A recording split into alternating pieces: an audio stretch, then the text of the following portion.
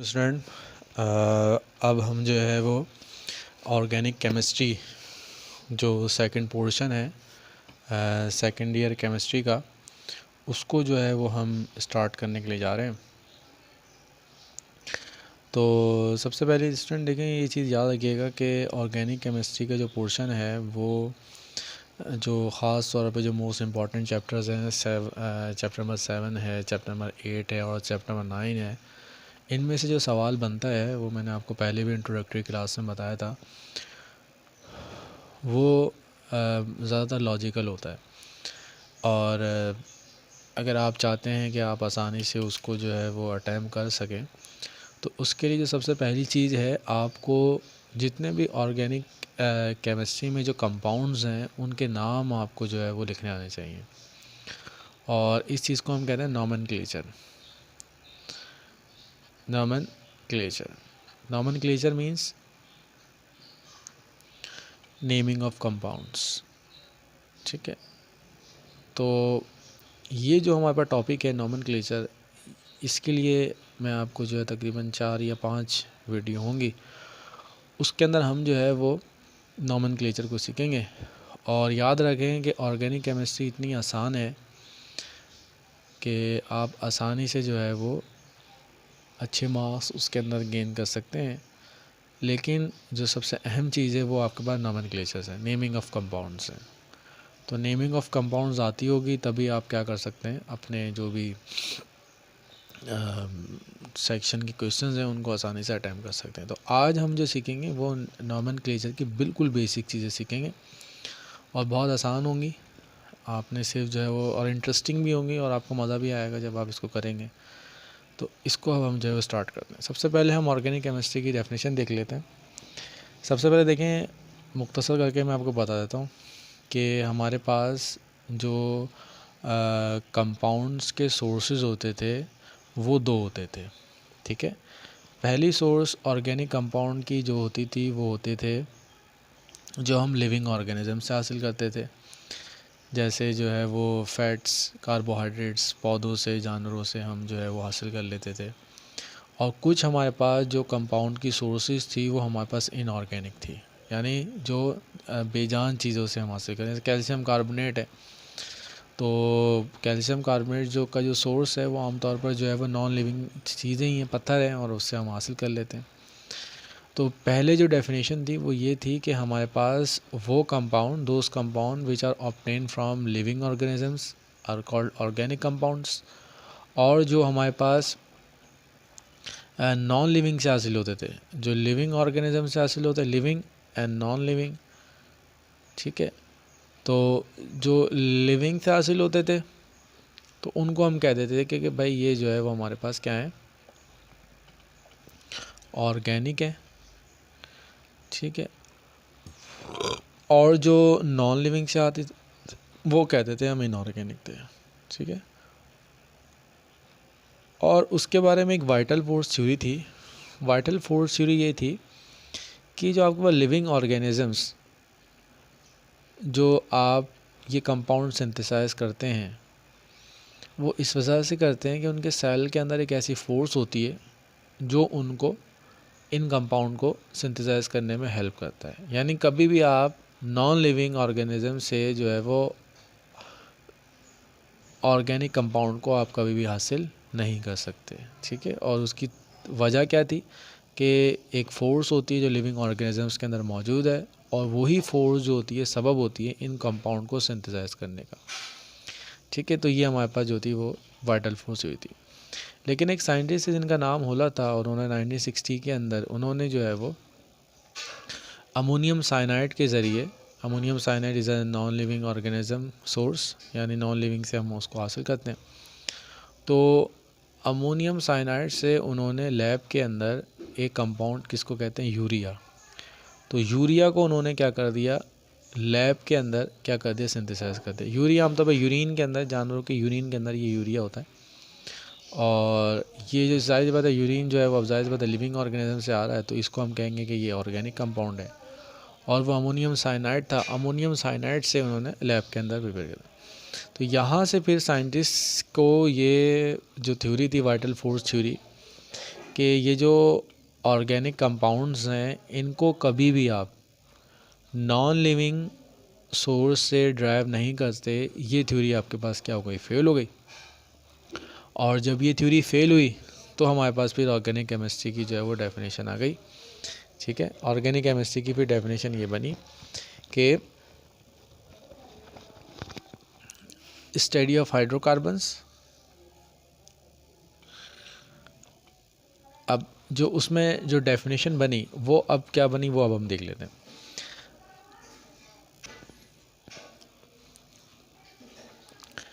तो सबसे पहली जो हिस्सा इसका है वो है स्टडी ऑफ हाइड्रोकार्बन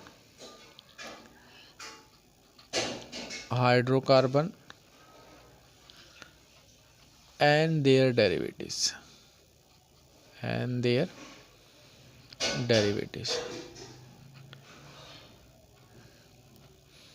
अब हाइड्रोकार्बन का मतलब वो कंपाउंड्स जिनके अंदर एक तो हाइड्रोजन हो, वो, और दूसरा जिसके अंदर क्या मौजूद हो, कार्बन आपके पास क्या हो, मौजूद हो।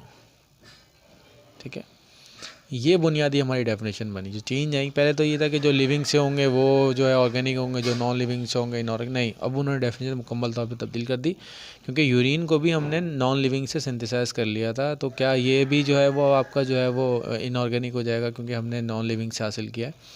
तो फिर ये बुनियादी डेफिनेशन में चेंज हुआ, study of hydrocarbon and their derivative. और इनसे मिलके जो भी चीज़ें, जो भी नए कंपाउंड्स बनेंगे वो हमारे पास जो होंगे वो, जैसे मिसाल के तौर पर CH3Cl है, ये कंपाउंड है, आमतौर पे ऑर्गेनिक लैब के अंदर यूज़ होता है। अब इसमें देखें ये जो है वो हाइड्रोकार्बन से ड्राइव हुआ, यानी मज़ीद जो इनके हाइड्रोकार्बन से मिलके जो कंपाउंड ड्राइव हुए हैं, उन हाइड्रोकार्बन से जो मिलके भी जो कंपाउंड जो मिले हुए बनेंगे उनके भी डेरिवेटिव्स जो होंगे वो आपके ऑर्गेनिक केमिस्ट्री में ही शामिल होंगे। और इसके बाद देख लें एक्सेप्ट। अब इसमें कुछ एक्सेप्शंस हैं। एक्सेप्शंस क्या हैं? एक्सेप्शन से कहते हैं कि होना तो इनको ऑर्गेनिक केमिस्ट्री में ही चाहिए, लेकिन वो ऑर्गेनिक केमिस्ट्री में शामिल नहीं। जैसे कार्बोनेट्स, बाइकार्बोनेट्स,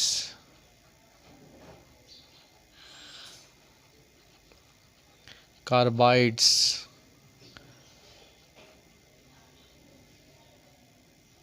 जैसे कैल्शियम कार्बाइड हो गया। क्यों? CaCO3। अब आप कहेंगे डेफिनेशन के मुताबिक तो इसमें कार्बन मौजूद है, तो ये जो है इसके अंदर जो है वो क्या होना चाहिए कि इसको जो है वो ऑर्गेनिक केमिस्ट्री में होना चाहिए। तो ये क्या एक्सेप्शन है, क्योंकि नॉन लिविंग से हासिल हुआ है। तो बुनियादी डेफिनेशन तो अभी भी वही है कि लेकिन वो कंपाउंड जिनके अंदर कार्बन हो वो जो है वो एक कैटेगरी बन जाएगी किसकी, ऑर्गेनिक केमिस्ट्री की। और उनमें सिर्फ एक्सेप्शन डाल दी, जैसे ये कार्बन डाइऑक्साइड। अब आप कहें कार्बन डाइऑक्साइड में जो कार्बन है ये तो ऑर्गेनिक केमिस्ट्री में, लेकिन ये ऑर्गेनिक केमिस्ट्री में शामिल नहीं होगा। तो यहाँ से जो बुनियादी चीज़ हमें बनी वो क्या बनी कि study of hydrocarbons and their derivatives और एक्सेप्शंस। ठीक है, अब हम जो है वो नॉमेनक्लेचर्स की तरफ आ जाते हैं। सबसे पहले देख लें, आज हम बहुत बेसिक सीखेंगे। ठीक है, तो इसमें सबसे पहली चीज़ देखिए कि हमारे पास, याद रखें, हमारे पास जो ऑर्गेनिक केमिस्ट्री है, स्टडी ऑफ कार्बन, इसके अंदर बिलियंस ऑफ कंपाउंड्स मौजूद हैं। ठीक है, अब जैसे मिसाल के तौर पर इस यूनिवर्स के अंदर, इस कायनात के अंदर बहुत सारे जो ह्यूमंस आपके पास जो है वो मौजूद हैं। ठीक है, और इसी तरह से इस कायनात के अंदर जो है बहुत सारे ज़मीन के खित्ते जो हैं हमारे पास मौजूद हैं। तो हमने उनको क्या किया, कैटेगराइज किया गया है। ठीक है, on the basis of their properties. ठीक है, तो इसी तरह से हमारे पास जो भी कंपाउंड्स हैं, ऑर्गेनिक कंपाउंड्स हैं, हमने उनको उनकी केमिकल प्रॉपर्टीज़ की बेस के ऊपर क्या कर दिया, क्लासिफाई कर दिया है। ठीक है, और इन केमिकल प्रॉपर्टीज़ के ऊपर, जो बेस के ऊपर हमने क्लासिफाई किया हुआ है, तो उसको फिर हम जो रिकग्नाइज़ करते हैं, उन्हीं केमिकल प्रॉपर्टीज़ की बेस पे उनको क्या करते हैं, हम रिकग्नाइज़ करते हैं। अब कंपाउंड्स तो बहुत सारे हैं। अब उनमें से जो 3 बेसिक जो हमारे पास कंपाउंड्स हैं, जो अभी हमने हाइड्रोकार्बन का, अल्कीन,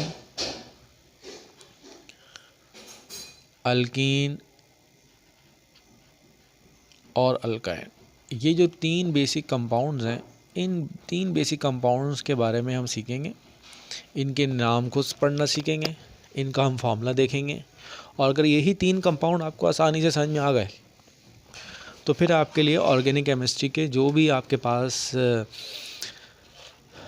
आगे आने वाले कंपाउंड हैं वो भी फिर आपके लिए क्या हो जाएंगे, आसान हो जाएंगे। ठीक है, सबसे पहले देख लेते हैं। अब देखें, आपके पास जब भी हम नॉमेनक्लेचर्स को देखते हैं, नॉमेनक्लेचर को देखते हैं,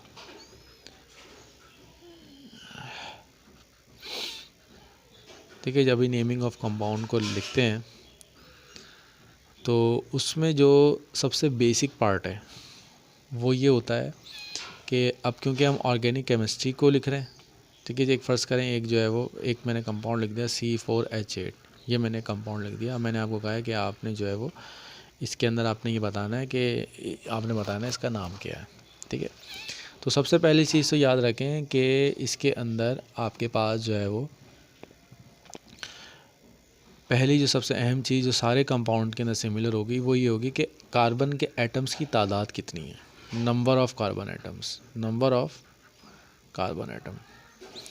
और नंबर ऑफ़ कार्बन एटम जो है वो पहला स्टेप होता है आपको किसी भी ऑर्गेनिक ऑर्गेनिक कंपाउंड का नाम लिखने के लिए। तो अब नेमिंग रखने के लिए हमने जो नाम दिया है कि अगर किसी कंपाउंड के अंदर एक कार्बन मौजूद है तो उसके लिए जो हम वर्ड यूज़ करते हैं वो यूज़ करते हैं METH, मैथ का वर्ड यूज़ करते हैं।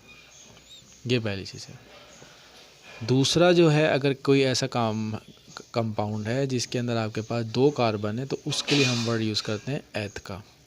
ये चीज़ अब आप लोगों ने याद करनी है, नाम अगर आप लिखना चाहते हैं।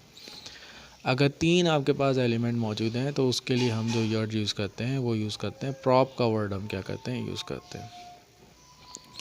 4 अगर हैं तो आपके पास जो होता है वो ब्यूट का होता है, ठीक है। और अगर 5 हैं तो ये आपके पास जो होता है वो प्रॉप होता है, ठीक है। अब ये देखें, ये जो हमारे पास ये पेंट कहते हैं 5 को, PENT, पेंट 5।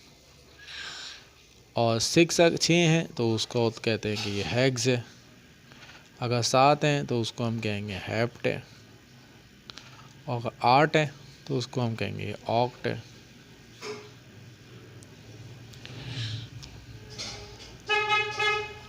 अब इसमें ज़रा एक चीज़ देख लीजिए कि आमतौर पर जो हम इसमें यूज़ होते हैं ना ज़्यादातर, वो तकरीबन जो है 6-7 यूज़ होते हैं, ज़्यादातर 4 या 5-6 मैक्सिमम 6 तक। और ये 4 ये जो है ना ये बहुत ही मोस्ट इम्पॉर्टेंट है, क्योंकि पेंट 5 ये तो पता ही है आपको, हेक्स 6 होते हैं, पता है आपको। ये 4 सबसे अहम है, मैथ, एथ, प्रॉप, ब्यूट। ये आमतौर पर आपको आने चाहिए, क्योंकि यही वो नहीं होते हैं जो आमतौर पे बच्चे जो होते हैं वो याद करने में मसला होता है। तो सबसे पहले इन 4 को याद कर लें आप। पहला कार्बन मैथ, दूसरा कार्बन एथ, 3 अगर तादाद है 3 तो प्रॉप, और 4 है तो आपके पास क्या, ब्यूट। तो ये यहाँ से हमारी बेसिक जो होती है वो स्टार्ट होती है, ठीक है। अब सबसे पहली चीज़ हम देख लेते हैं। अब इसमें जो है सबसे पहले देखें कि आप भी जो हम सबसे पहले पढ़ने जा रहे हैं वो अल्केन को पढ़ने के लिए जा रहे हैं। अल्केन में देख लेते हैं, अल्केन में, ठीक है। सबसे पहली चीज़ तो याद रखें स्टूडेंट्स कि अगर हमारे पास जो कार्बन मौजूद है, पहली चीज़ तो हमेशा याद रखें कि कार्बन के अंदर जो बॉन्ड्स बनाने की कैपेबिलिटी है वो 4 बॉन्ड्स जो होगा वो लाजमी बनाएगा। पहली चीज़ तो याद रखें 4 बॉन्ड्स, क्योंकि हाइड्रोकार्बन है। अब हाइड्रोकार्बन है तो जाहिर सी बात है, हाइड्रोकार्बन है तो हाइड्रोकार्बन तो होगा, और कार्बन के साथ के अलावा जो कोई एलिमेंट अगर मौजूद है तो वो हाइड्रोजन है, ठीक है। तो ये चीज़ याद रखें कि अगर आपके पास जो है कोई भी ऑर्गेनिक कंपाउंड है, हाइड्रोकार्बन, कार्बन है और कार्बन के अलावा जो कुछ होगा वो हाइड्रोजन ही होगा, ठीक है ना। यानी कि जो है वो अगर आपने एक कंपाउंड, जैसे मिसाल के तौर पर एक कार्बन है, ये सिर्फ एक ऐसा कंपाउंड है जिसमें आपके पास क्या है, कार्बन मौजूद है। तो अब कार्बन की बॉन्ड्स कितनी होती हैं, 4 होती हैं, 1 2 3 और 4, ठीक है। अब क्योंकि हाइड्रोकार्बन है तो इन तमाम बॉन्ड्स की जगह जो एटम आएगा वो हाइड्रोजन आएगा। यहाँ हाइड्रोजन आ गया, यहाँ पर आपका हाइड्रोजन आ गया, यहाँ आपका हाइड्रोजन आ गया और यहाँ आपका हाइड्रोजन आ गया। ये सबसे बेसिक चीज़ है जो आपके लिए बहुत इंपॉर्टेंट है, ठीक है। बॉन्ड अब फ़र्ज़ कर लें, अब इसको हम ये मैं एग्जांपल देगा था। अब फ़र्ज़ करें इसका जो फार्मूला बन जाए वो CH4 बन गया, CH4 बन गया। अब एक कंपाउंड है जिसके अंदर 2 कार्बन के एटम है। कितना एटम है? 2 कार्बन के एटम है। तो अब सबसे पहले देखते हैं 2 कार्बन के एटम है। तो 2 कार्बन के एटम ये मौजूद हैं। तो सबसे पहले याद रखें 2 कार्बन है, तो जाहिर सी बात है ये 2 कार्बन तो आपस में अटैच होंगे ही। तो देखें ये एक कार्बन यहाँ पर आ गया, एक कार्बन, तो एक बॉन्ड तो ये बन गई हमारे पास, ठीक है। अब मैंने आपको बताया था कि भाई ये 2 कार्बन हैं और इनके बाकी जो भी होंगे वो हाइड्रोजन ही होंगे। अब देखें इस कार्बन की जो वैलेंसी है वो 4 है। अब देखें ये कार्बन अपनी एक वैलेंसी पूरी कर चुका है, ये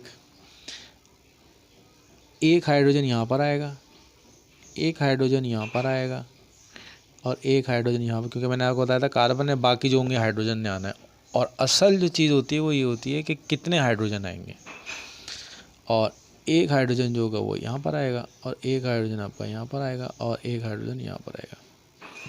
अब सबसे पहली चीज़ जो मैं आपको दोबारा बताता हूँ, देखें कंपाउंड था, 2 कार्बन थे, एक बॉन्ड तो इनके दरमियान आ गई। अब देखें इस कार्बन की पहली बॉन्ड तो ये रही, दूसरी बॉन्ड ये रही, तीसरी बॉन्ड ये रही और चौथी बॉन्ड ये रही, ठीक है। अब इस कार्बन की देख लें, पहली बॉन्ड तो ये रही, दूसरी बॉन्ड ये रही, तीसरी बॉन्ड ये रही और ये चौथी बॉन्ड ये रही, और ये बॉन्ड जो शेयरिंग में है इसके और इसके साथ।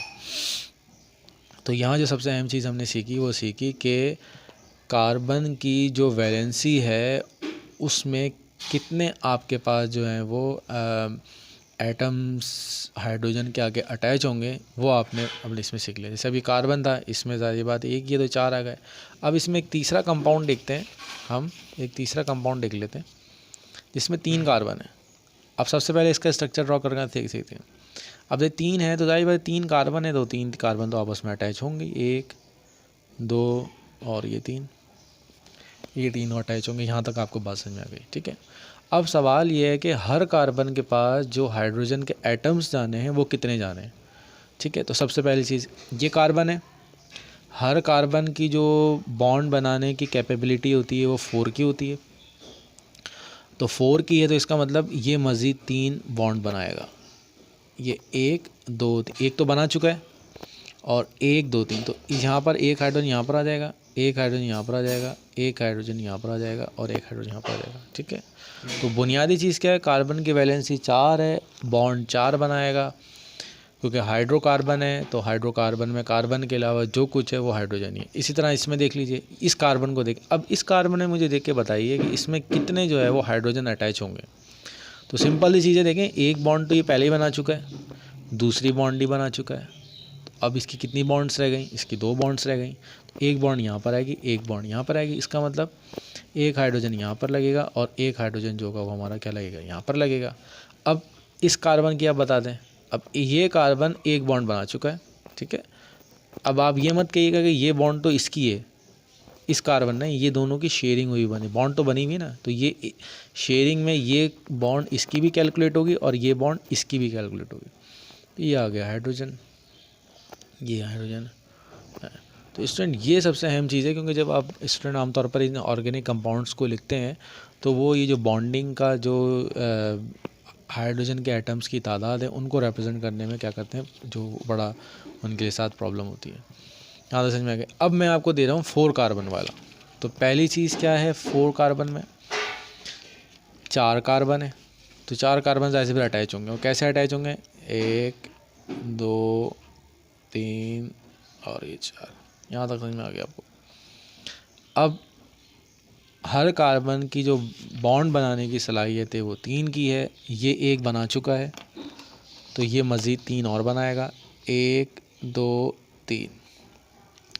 ये कार्बन जो है वो 2 बना चुका है, कितनी बना चुका है, 2 बना चुका है, 2 और बनाएगा, 1 और ये 2 और बनाएगा, ये 2 हो गई, सही है। इसको बना दें ऐसे, और इसी तरह से ये वाला कार्बन जो है वो आपका 2 बना चुका है, और ये कार्बन 1 बना चुका है, तो 1 2 और 3। अब क्योंकि हाइड्रोकार्बन है, सिर्फ आपके पास क्या होते हैं, हाइड्रोजन ही होंगे, तो इसके बाद 3 हाइड्रोजन आ जाएंगे, ये 3, ये 3, ये 3, ये 3, ये 3। तो आज मैंने बहुत बेसिक आपको इसका सिर्फ ये बताने की कोशिश की है कि जो आपके पास स्ट्रक्चर ड्रॉ होता है किसी भी हाइड्रोकार्बन का, तो वो किस बेसिस के ऊपर होता है, उसके अंदर हम एटम्स की तादाद को कैसे जो है वो पूरा करते हैं। ठीक है, तो स्टूडेंट यहाँ तक जो है वो हमने बेसिक चीज़ देख ली है कि भाई कार्बन है। अब आपको 5 ही बोले जाएंगे तो 5 ही बना लेंगे आप। ठीक है, तो आज हम सबसे पहले जो है वो अल्केन की नेमिंग्स की तरफ आ जाते हैं। सबसे पहले अब जो है वो अल्केन को स्टार्ट कर रहे हैं। ठीक है, अब अल्केन को देख लेते हैं। पहली चीज़ देख लेते हैं, इसको हम यूँ करके लिख लेते हैं। सबसे पहले देख लेते हैं कि हमारे पास जो है वो, अच्छा इसमें अल्केन के बारे में कुछ चीज़ें मैं और बता देता हूँ आपको। क्या है अल्केन के बारे में, सबसे पहले अल्केन में याद है, अल्केन की ये प्रॉपर्टी होती है कि इसमें सिर्फ सिंगल बॉन्ड्स होती हैं। सिर्फ क्या होती हैं, सिंगल बॉन्ड होती है, हमेशा सिंगल। जब भी आपको हाइड्रोकार्बन है, आपको सिंगल बॉन्ड नज़र आ रही है, तो आप समझ जाइए हमारे पास अल्केन है। अल्कीन में आपके पास क्या होती है, डबल बॉन्ड होती हैं। अभी ये मैं आपको ड्रॉ भी करके बताऊंगा। और अल्काइन में क्या होती हैं, 3 होती हैं। ठीक है, सबसे पहले अब हम आ जाते हैं इस तरफ। यहाँ पर पहली चीज़,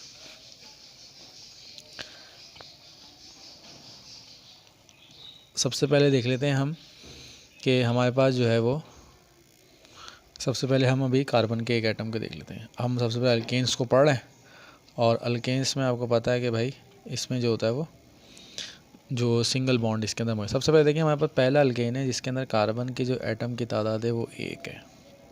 ठीक है, कार्बन एटम की तादाद 1 है।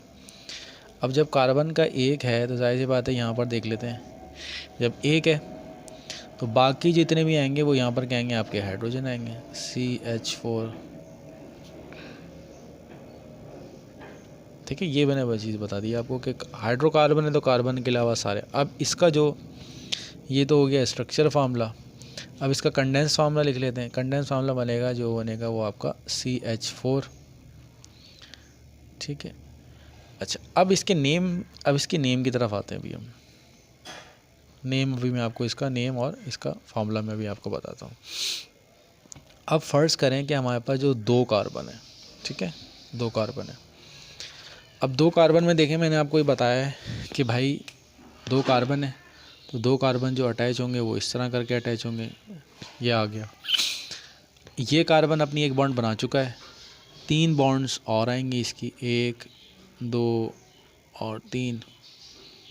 ठीक है, और इसमें एक बॉन्ड बन चुकी है, 1 2 और 3। अब इसका कंडेंस फार्मूला आप लिखेंगे। ठीक है, तो क्या बनेगा ये, अब कंडेंस फार्मूला भी बहुत इंपॉर्टेंट होता है लिखने। ये 3 है, कार्बन है, 3 हाइड्रोजन है, तो हो जाएगा CH3। ये आ गया CH3। ये माइनस नहीं, ये बॉन्ड को रिप्रेजेंट कर रहा है, और ये क्या होगा, CH3। इसके नेम की तरफ अभी हम आते हैं।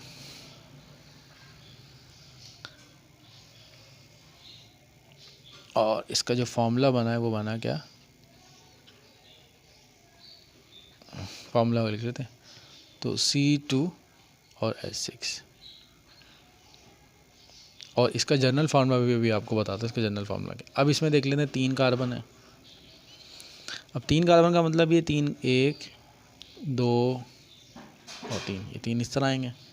ठीक है, अब अल्केन है, अल्केन में सारी सिंगल बॉन्ड्स होती हैं, ये पहला, दूसरा और तीसरा। अब क्योंकि कार्बन है, इसमें 3 हाइड्रोजन इसके आ गए। अब ये कार्बन 2 बॉन्ड बना चुका है, और 2 बॉन्ड्स और आ जाएंगे इसकी, और इसी तरह से एक बॉन्ड ये, एक बॉन्ड ये, और एक बॉन्ड ये। इसका कंडेंस फार्मूला लिख लेते हैं। अब देखिए ये कार्बन है और इसके साथ 3 हाइड्रोजन है, तो ये हो जाएगा CH3। ठीक है, ये कार्बन है, इसके साथ 2 हैं, तो ये आ जाएगा CH2। और ये आपके पास क्या है, 3 है, तो ये आ जाएगा CH3। और जो फार्मूला बना वो ना C3 और H8, C3 और H, ये आपका जो है वो। अब इसके बाद 4 आ जाएंगे, 5 तक मैं आपको करवा देता हूँ, फिर मैं इसके 4 में अब आपको पता है कि भाई 1 2 3 4, पहले तो ये चारों के चारों कार्बन आ गए, उसके बाद 1 2 3, ठीक है। अब सबसे अहम चीज़ यही होती है कि हाइड्रोजन के एटम्स को अटैच करना कि किस कार्बन में कितने एटम हैं। अब यहाँ हम देख लेते हैं कि ये कार्बन है, तो इस कार्बन के साथ ये कार्बन 2 बॉन्ड्स बना चुका है, 2 बॉन्ड्स इसकी बची हैं, तो ये 2 बॉन्ड्स यहाँ पर आ जाएंगे। ये कार्बन जो है इसकी 2 बॉन्ड्स हैं, तो ये 2 बॉन्ड्स यहाँ पर आ जाएंगी। और इसी तरह से ये जो कार्बन है इसकी 1 बॉन्ड बन चुकी है, 3 बॉन्ड रही हुई हैं, तो ये बन जाएगा। अब यहाँ पर देखें इसका जो फार्मूला बनेगा वो CH3 होगा, फिर CH2, फिर CH2 और फिर आपके पास जो है वो CH3 बन गया, और फार्मूला जो बना वो बना C4H8। ठीक है, यहाँ तक आपको समझ में आ गया।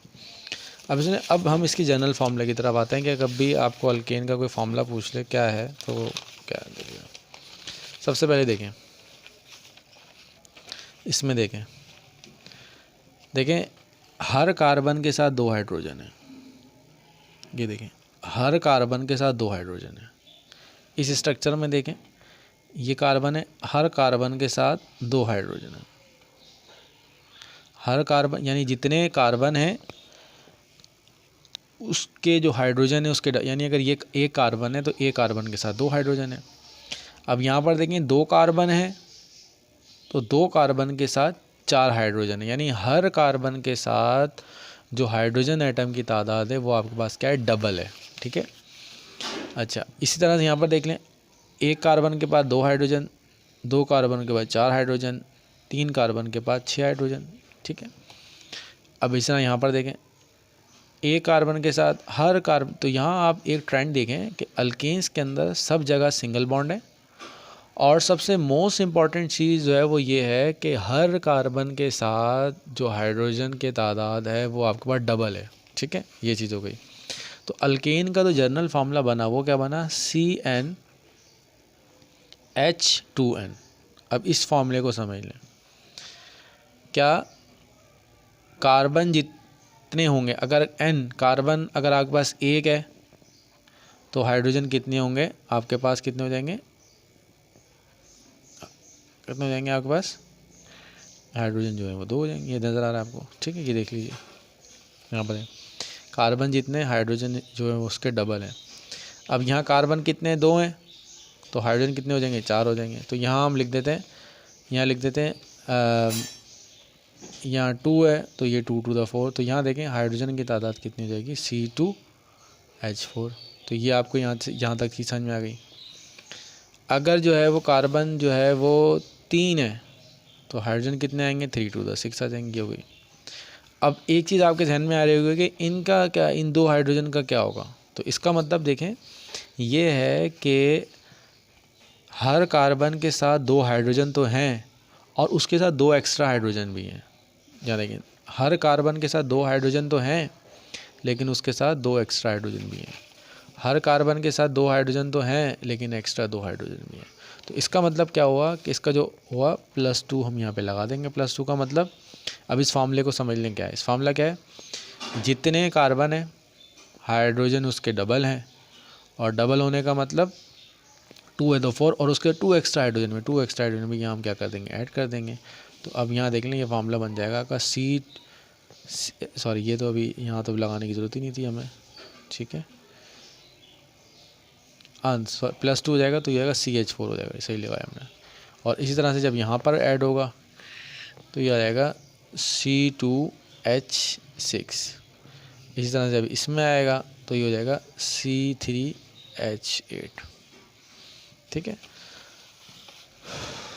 तो फार्मूला क्या बना, जितने कार्बन होंगे हाइड्रोजन उसके डबल, और 2 हाइड्रोजन जो होंगे उसके अंदर एक्स्ट्रा भी मौजूद होंगे। तो अब यही चीज़ इसमें देख लेते हैं। देखेंगे जनरल फार्मूला CnH2n+2, ये अल्केन का फार्मूला आपने याद कर लिया। अब यहाँ देखें n की वैल्यू 1 है, ये हमारे पास n है, n की वैल्यू हमारे पास क्या 1 है। देखिए जब n की वैल्यू 1 है, जब n की वैल्यू 1 है, जब n की वैल्यू हम 1 पुट करेंगे तो ये आ जाएगा 2 × 1 + 2, तो ये बन जाएगा हमारा CH4। तो ये क्या बन गया, N=1, तो ये बन गया आपका CH4, ठीक है।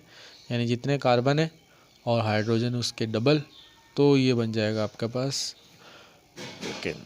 अब यहाँ देखें N की वैल्यू 2, जब N की वैल्यू 2 का मतलब जितने कार्बन है हाइड्रोजन उसके डबल 4 और 2 इसमें ऐड भी 6, जितने कार्बन है हाइड्रोजन उसके डबल और 2 ऐड भी है, जितने कार्बन है हाइड्रोजन उसके डबल और 2 इसके अंदर क्या हो जाएंगे, ऐड हो जाएंगे, तो ये बन जाएगा C4 और H10, ठीक है। अब आपसे पूछना N की वैल्यू 5 है, तो N की वैल्यू 5 होने का मतलब क्या है, N तो 5 है, हाइड्रोजन क्या होंगे उसके डबल, डबल का मतलब 10 और उसमें 2 क्या हो जाएंगे, ऐड हो जाएंगे, ठीक है। इसी तरह से जब N की वैल्यू 6 है तो ये हो जाएगा C6 और ये हमारे पास जो है वो ये हो जाएगा 12, यानी कार्बन कितने 6 तो उसके डबल, तो ये हो जाएगा आपका जो होगा 12 + 2 14। जब N की वैल्यू 7 है तो ये हो जाएगा आपके पास 14 और 2 16। अगर आपके पास 8 है तो क्या बन जाएगा C8 18 16 और 2 आपके पास क्या हो जाएंगे 18। यहाँ तक आपको समझ में आ गई। तो स्टूडेंट यहाँ तक हमने ये सीखा कि अल्केन जो है उनके अंदर जो फॉर्मूला है वो क्या है। अब इसके नेम की तरफ आते हैं। अब देखिए नाम बताने के लिए हमेशा याद रखें, नाम बताने के लिए आपको दो चीज़ें पता होना चाहिए, number of carbon atoms, number of carbon atoms. Alkane का नाम बताने के लिए क्या होता है, number of carbon atoms and number of hydrogen atom. अब देखें अगर मैंने आपको बताया अगर जो है वो कार्बन एक है, अब देखें इसके दो हिस्से बन गए आपके, अल्केन अल एन,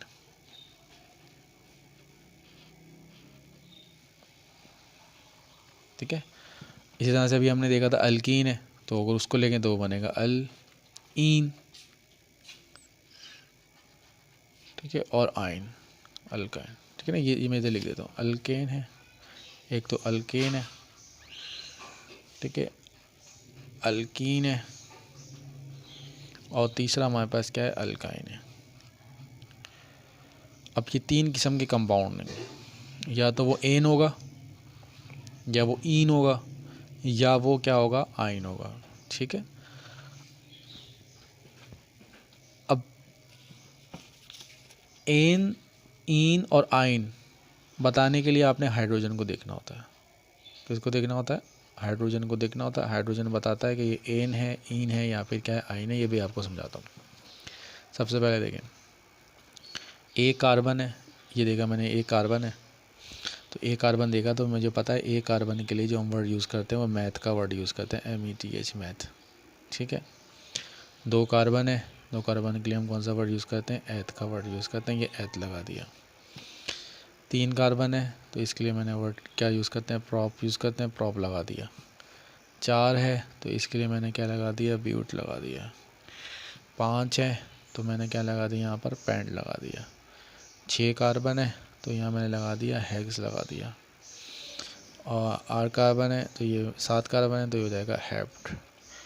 आठ कार्बन है तो ये हो जाएगा ऑक्ट, ठीक है।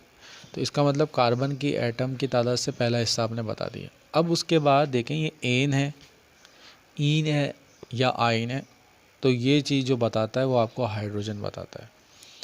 तो याद रखें कि जितने कार्बन है हाइड्रोजन उसके डबल हो और दो एक्स्ट्रा भी हो। जितने कार्बन है हाइड्रोजन उसके, जितने कार्बन है हाइड्रोजन उसके डबल हो और दो एक्स्ट्रा भी हो।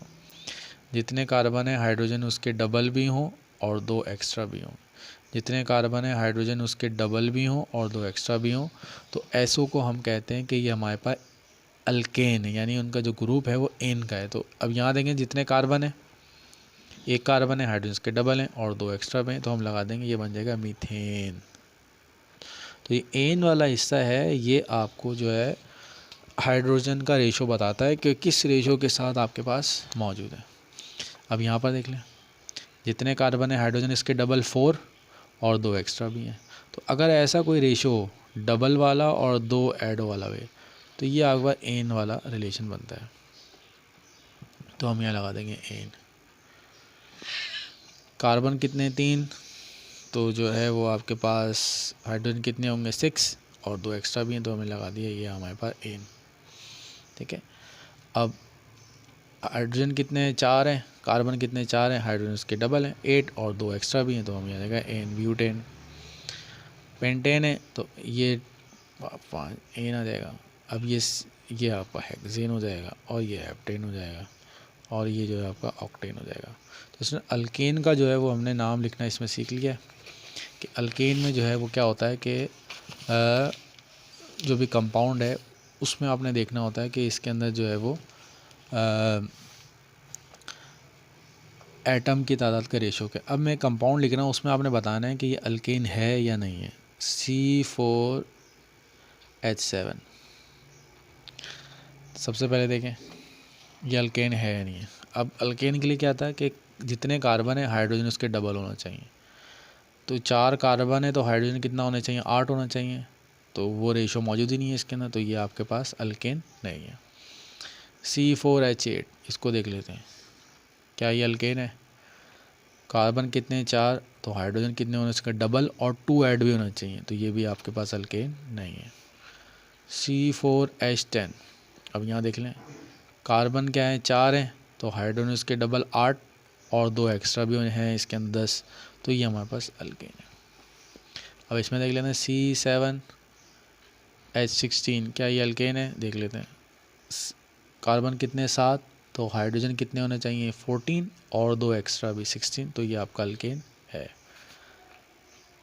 C8H14, इसमें देख लें, क्या ये आपके पास जो है वो अल्केन है। तो कार्बन क्या है 8 है तो कितना हो जाए 16 और +2, तो ये अल्केन नहीं है। इसी तरह से यहाँ देख लें C3H8, क्या ये अल्केन है।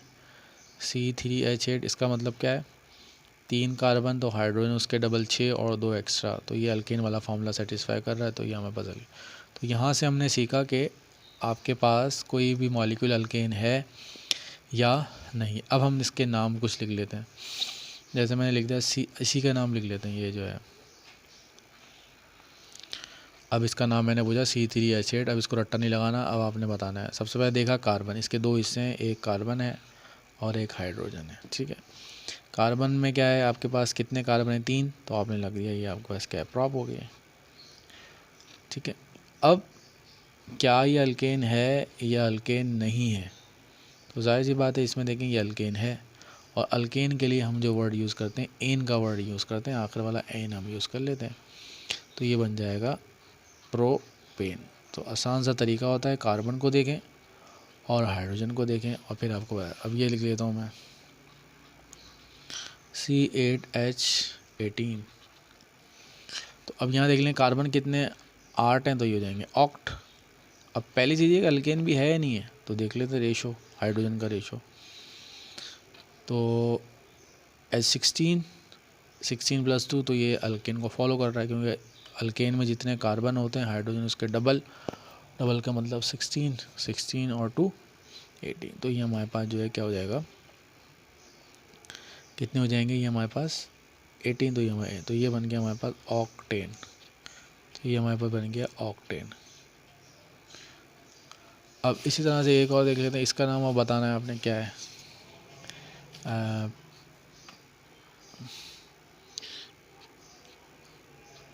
C4H10,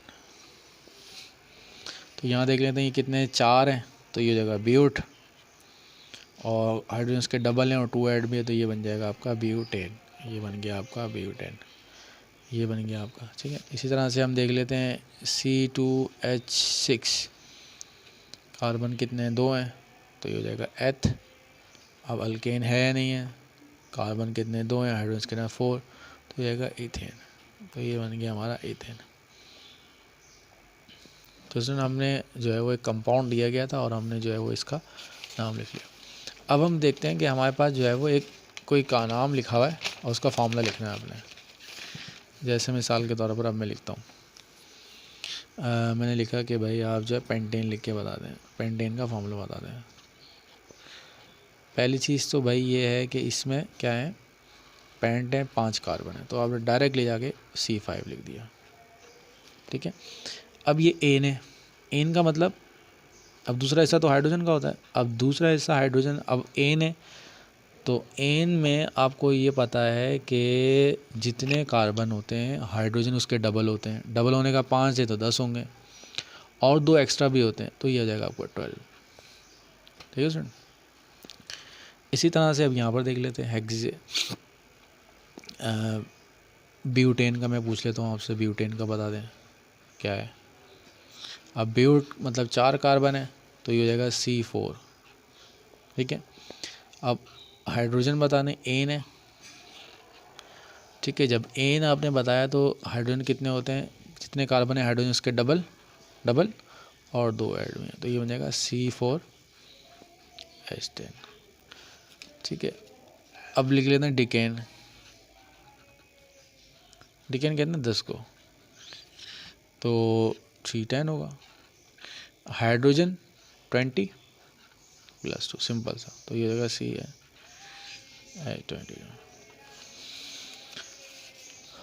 और इसी तरह से अब हम जो है वो, अब मैं पूछता हूँ आपसे, हेप्टेन बता दें क्या है हेप्टेन। हेप्टेन ये तो आपको नज़र, हफ्ता कहते हैं 7 को, तो ये C7 है। अब एन है, तो ये हो जाएगा 714 और 2 16, तो ये हमारा बन गया C7 और H16। तो स्टूडेंट आज तक जो है वो हमने जो सीखा है कि अगर हमें जो है वो कोई अल्केन है, तो अल्केन का जो है वो अगर आपको फार्मूला दे दिया जाए तो आप उसका नाम कैसे लिखेंगे, और अगर नाम दे दिया जाए तो हम उसका फार्मूला कैसे लिखेंगे। तो अल्केन के बारे में जो ख़ास चीज़ें हैं वो मैं आपको बता देता हूँ। सबसे पहली चीज़, अल्केन में का जो जर्नल फार्मूला होता है वो CnH2n+2 होता है।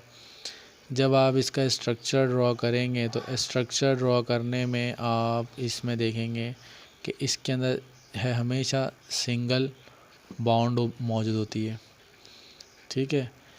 कार्बन के जो एटम, हाइड्रोजन के जो एटम है, हाइड्रोजन के जो एटम है वो आपके पास डबल होते हैं, किससे, कार्बन के एटम से, और उसके साथ जो है वो 2 एक्स्ट्रा भी आपके पास हाइड्रोजन एटम क्या होते हैं, ऐड होते हैं, ठीक है। तो हमने स्ट्रक्चरल फार्मूला भी देख लिया, स्ट्रक्चर भी ड्रॉ करना सीख लिया, ये इसका स्ट्रक्चर फार्मूला था जो हमने सीख लिया। ये इसका कंडेंस फार्मूला है, ये भी हमने सीख लिया। इसका नाम कैसे लिखते हैं वो भी हमने सीख लिया, और जनरल फार्मूला भी हमने इसके अंदर सीख लिया। तो स्टूडेंट, उम्मीद है कि आज का लेक्चर आपको जो है वो समझ में आया होगा। ये बेसिक चीज़ थी जो मैंने आपको करवा दी है, इसको अच्छी तरह से कर लें। अगर ये चीज़ आ गई तो बाकी के नोमेनक्लेचर्स आपके लिए लिखना क्या हो जाएंगे, बहुत ही आसान हो जाएंगे। सर नेक्स्ट क्लास में हम जो है वो अल्कीन्स को जो है वो हम अब डिस्कस करेंगे।